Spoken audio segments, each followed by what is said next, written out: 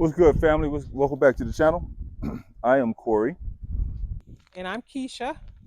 And together we are His and Herbs. And we're just some small time, soon to be big time gardeners growing food in the high desert of Southern California.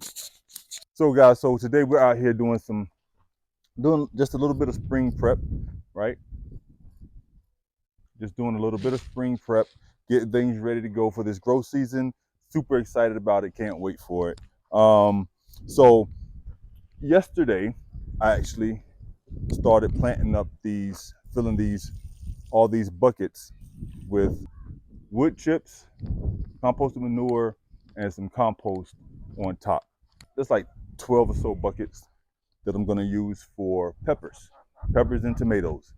All right, so last year, me and Keisha we didn't see eye to eye about the buckets, okay?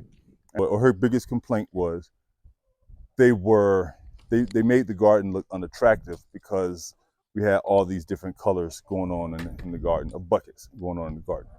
So I said, all right, cool, I'll stick with black planters. You know, the like like this, like these two. I don't know if you can see my shadows in the way. Like these two planters, I'll stick with that style of planter, or the larger ones that you use for trees and stuff like that. Stuff that you get from like when you buy plants or trees from Home Depot or Lowe's. I said I'll stick with that style, that color. That way everything's consistently black.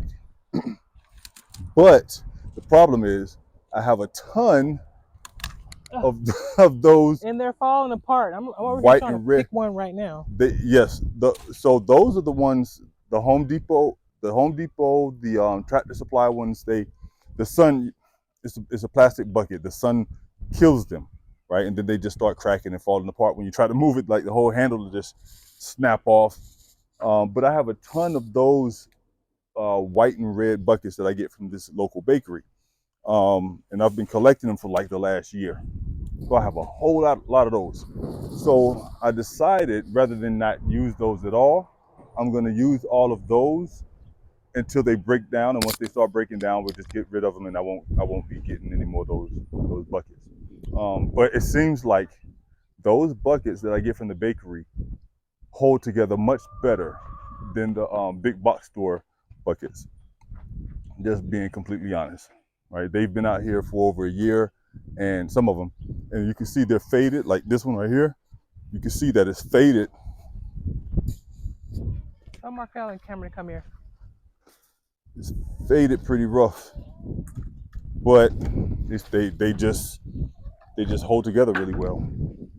So as it stands right now, I'm gonna just use like a lot of those, as many of those buckets as I can for the tomatoes and the peppers, because they do really well. I had 0 blossom end rot last year because of the self-watering buckets, right? And if you guys want to know how to make that video, I'll make sure to post the link somewhere on the screen so you guys can watch that video if you haven't seen it already. But the self-watering buckets did so well last year. No blossom end rot on any of the peppers. Really, the tomatoes either, but the tomatoes were in the ground, and we just had to stay on top of it, make sure they stayed consistently watered. 0 blossom end rot on both sides. So we're going to continue with the buckets for this year, just like last year. Oh my God, and we should be having the same results. You So I'm going to go ahead and get some of these buckets prepped up for these peppers, and we're going to have a little conversation about what, Keisha? About, where you at? We're going to be talking about the rabbits. Disaster on the homestead. The disaster on the homestead, y'all. So we're gonna talk to you guys about that. So let's get going. While I'm doing this is just super cool. While I'm doing this, let's talk. Let's wrap a taste about a disaster that occurred on the homestead, right? And then we're gonna talk briefly about our opinions and how we feel about this whole homestead thing. Is it overhyped? Is the juice worth the squeeze? That's what we're gonna address from our perspective, from our points of view. All right. So let's start off with the disaster. Okay, so you guys saw the video in where we got like we got the new bunnies. Okay, y'all saw us put them in the cage, and everybody was so happy, and the bunnies were happy, and the bunnies was hopping around and stuff like that, and laying little Cadbury eggs and stuff. And then you saw where our son built us the bunny house, right, out of wood. Beautiful. He did it like did a really good job on it. I really like it. I think we all really like it. So he built the house, right? And he had everything set up. He had the chicken wire up and everything is ready to go. Put the bunnies in it, and we did. So we did. We put the bunnies in it, and what else? I do that right here. And when I was looking at the chicken wire, I was like, hey, if you want, you can use these screws because he started running out. He started to run out of material to finish securing the chicken wire to the house. So I was like, if you want, you can use some of these flange screws, which are basically just screws with little washers on it. So he put it all together, and it looked beautiful, and everything was all good. But one day we come outside, like couple of days later. No lie, man. A couple of days later, we come outside. I come outside and I see Rain, our Belgian Malinois dog. She's chewing on something. Like but it looks like one of the couch pillows, same color as the couch pillow. As I got closer, I'm like, yo. That's when I start to see the blood. I'm like, no, this girl didn't. Like, no, she didn't just set us back another $20. So she had forced her way into the chicken house. Like when I looked at her nose was bleeding. Like she was determined to get into that chicken house. I mean that rabbit house. And she did. She got in there and she got not one, not two, yeah, but she got, from what we found, 3 of the bunnies. The last bunny, we don't know where it's at. We don't know if she ate it all or if it got away, and I have no idea. But I'm just looking at the rabbits like, what was the second one doing when the first one was getting eaten? Did you just, I don't understand it. But I'm like, whatever. So she got 3 of the rabbits.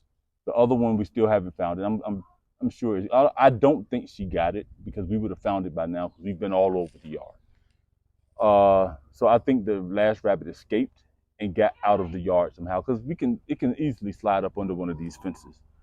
Because the fences don't all come in contact with the ground, some gaps. So it could have just skirted right up under it and been on its way. So and that's what I think happened.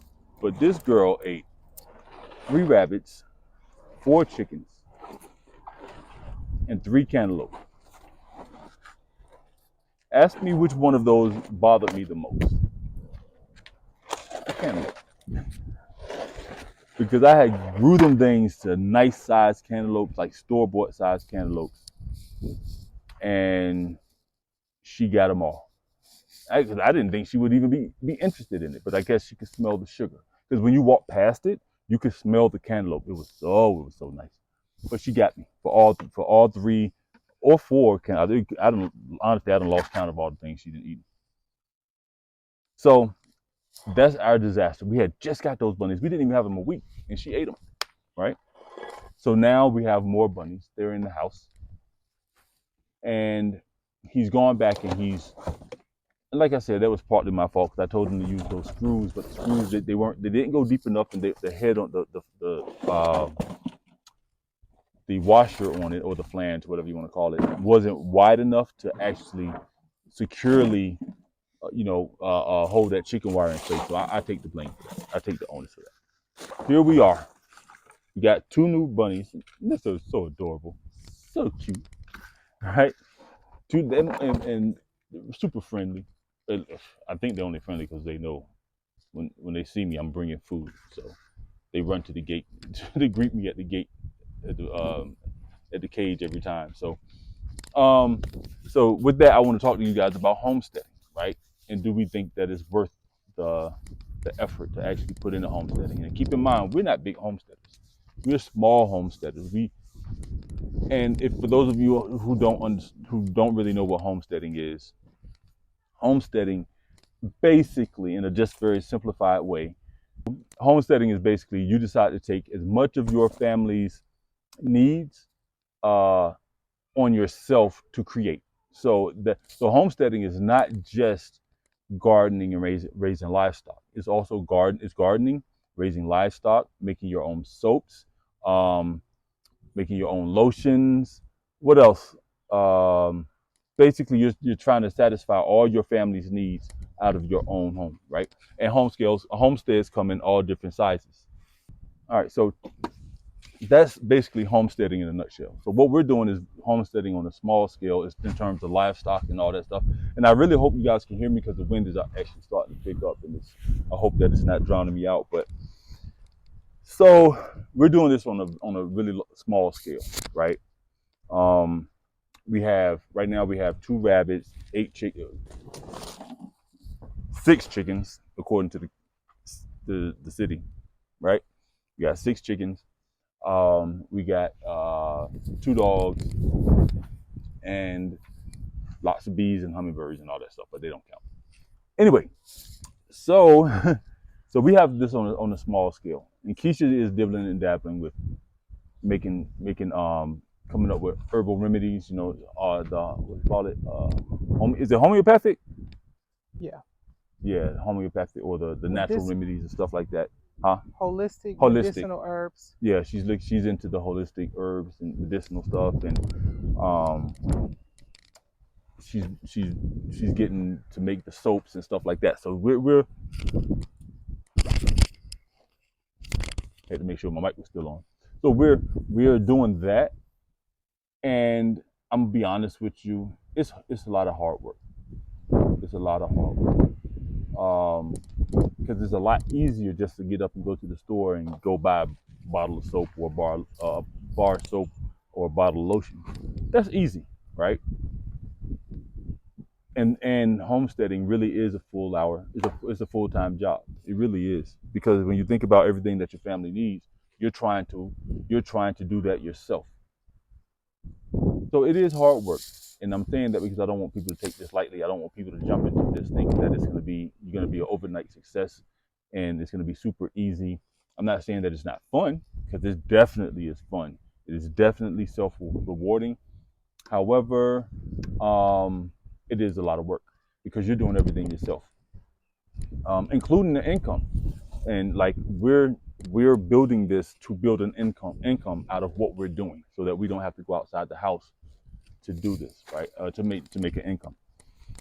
So it is hard work, but it is fun. So do I think the juice is worth the squeeze? Absolutely. I've never had food or fruit that tasted so good in my life. Like, you know, obviously if you get stuff, if once you've grown a melon, a cantaloupe or a honeydew or something like that, and you've tasted that for the first time, and you learn how to tell when one is ripe, when you go to the store, now you have a better idea of how to pick ripe fruit from the store, right? So now you can get that store-bought food to taste somewhat like the stuff that you grow at home, rather than just buying it in the store how it is and just accepting the taste for what it is. But the food that you grow in your garden tastes so much better, so much fresher. And believe it or not, oddly enough, it lasts longer. We had pumpkins that seemed like forever in the kitchen. So the juice is way worth the squeeze, right? There's no other way to do it, to be honest with you. But it is not for the faint of heart. It is not for the faint of heart. Because as you can see, I'm telling you that we have animals that are eating our other animals. You know, so she owe us like $100. She owes us $100 and she ain't paid up yet. You know, I'm about to call the collection agency owner to come collect my debt from me. It's definitely not for the faint of heart, especially when it comes down to the animals, because it really is a dirty job doing this. You know what I'm saying? Like, I wear the same thing you see me in the same pants or the same type of pants. I got like 4 pair of these pants, not necessarily these same pants, but I have like 4 pair of these pants, right? And leave this compost. And I wear them in every episode, every video, because I don't have to think about it. I don't have to worry about them getting messed up because they're already dirty. I don't care. They're like wearing overalls to me, you know?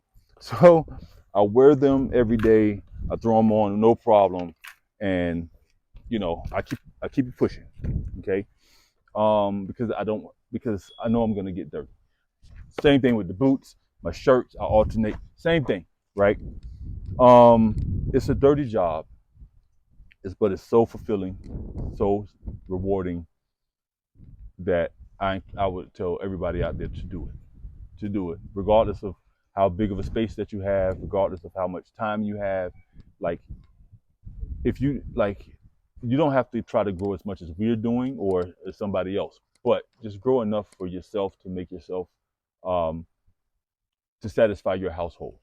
Because in my opinion, what would happen is that even if you lived in an apartment and you just had a small space to grow, with you growing food, that could potentially encourage you to want to expand.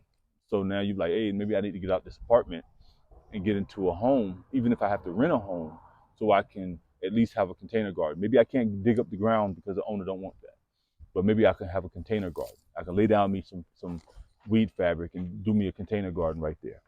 So that's an option. But like I said, it's not for the faint of heart, because Keisha, how many times have you been in the chicken coop? Maybe once. maybe once in 2 years, y'all. Maybe once in 2 years. I'm trying to be more of an animal person. I want to have them. I want to have them on a homestead, and I know I got a big family. I know somebody in this family gonna lean more towards one thing or the other. Yeah. So right now for the chickens, so I'm just delegating my authority. So everything isn't for everyone, right? So she don't like to go in there, but that's cool because we got other people that will. I'll go in there. I have no problem going in there. I was a little reluctant at first, because you got to get used to the idea of a chicken, a baby dinosaur. You got to get used to the idea of a chicken and what they do. But once you realize that they're almost like dogs, like in terms of like the friendliness, they don't bother you. You go in there, they just want to, they may peck at you until they figure out that you can't be eaten, and then they leave you alone. But outside of that, the only thing I got to do every day is make sure that they don't try to escape when I open the gate. Outside of that, chickens are easy to manage. Really, and if you give them all the food and water they need, they really take care of themselves, and they're quiet. Like, you don't even hear them right now, right? If they were hungry or something was bothering them, they would be making all kinds of noise. But this is how they are, like almost every day. They're quiet. But then you have to deal with, when you bring in one animal, you're inviting other animals. So you're inviting the predators of that animal. So out here for us is coyotes, right? We're dealing with coyotes. We have mountain lions out here, stuff like that. And mountain lions are not afraid of dogs. They will eat the dog.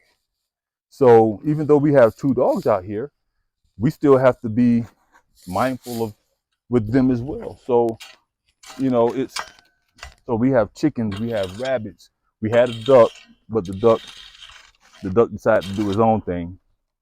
But the duck is like a chicken. It's kind of skittish. It's scary, right? They're scary. Well, ours was anyway. We had a Drake, which is a boy, and he'll follow you, but then when you turn around and like walk towards it, it try to run, right? And, but those are the that comes with having a homestead and having animals. When you bring in the chickens, you're gonna have the hawks and the cats and all that stuff that try to come in. You have the chickens and the rabbits and even the goats. They're gonna bring other animals too, potentially. So you have to be mindful of that. You have to expect when you wake up in the morning and you go out to your yard, you may find a dead animal that's been shredded to pieces by another animal. And unfortunately, that's just nature. What are you going to do about it? You know, you do what you can to protect them, to make sure that they're good. But, you know, in my opinion, Mother Nature always wins. You know, there's no way of getting around that. So in our 2 years of doing this, I enjoy it so much. It's so peaceful. I mean, look at this right now. Like this is the perfect weather. I don't even know what the temperature is right now, but it feels so good out here. It is. We got a nice light breeze. The sun isn't too heavy, even though my face probably isn't saying the same thing. But the sun is. You see that? That's them. That's them buckets from everywhere else. But these bakery buckets, like I was saying earlier, seem to hold up a little bit better. But yeah, I definitely think that the juice is like it's almost like not an option. Like for us, I don't think we will ever not have a homestead. How big that homestead grows, on the other hand, is still TBD. The jury's still out on that. You know, that's still yet to be determined. Ain't that right, Keisha? Mm-hmm. That's right. And that's because Keisha, like, she wants to expand our livestock. She wants to get into baby goats, and she wants what else you said you wanted? A cow. I didn't tell him yet because I already know he don't like it. But I'm telling y'all. I think she keeps saying cow and cattle, but I think what she means is more chicken. I want a horse. A horse. You know that now. Stop playing. She wants a horse. And you know the thing about it is, when you have one, that gives you an excuse to buy a second. Right? It's like chicken math. You go for two. You go for a bag of dog food, and you come back with a bag of dog food and 8 chickens. Because you don't want the chickens to be lonely now, do you? Right? So. Well, I'm not trying to overdo it. I do have limits. What's I got the a limit? big family, and like I said, I know my kids will take care. You know, they will love some animals. My younger kids, you know, while they're young, teach them how to take care of animals. I want livestock because, first of all, you can get your free manure, and livestock. I feel like a homestead really, it's like a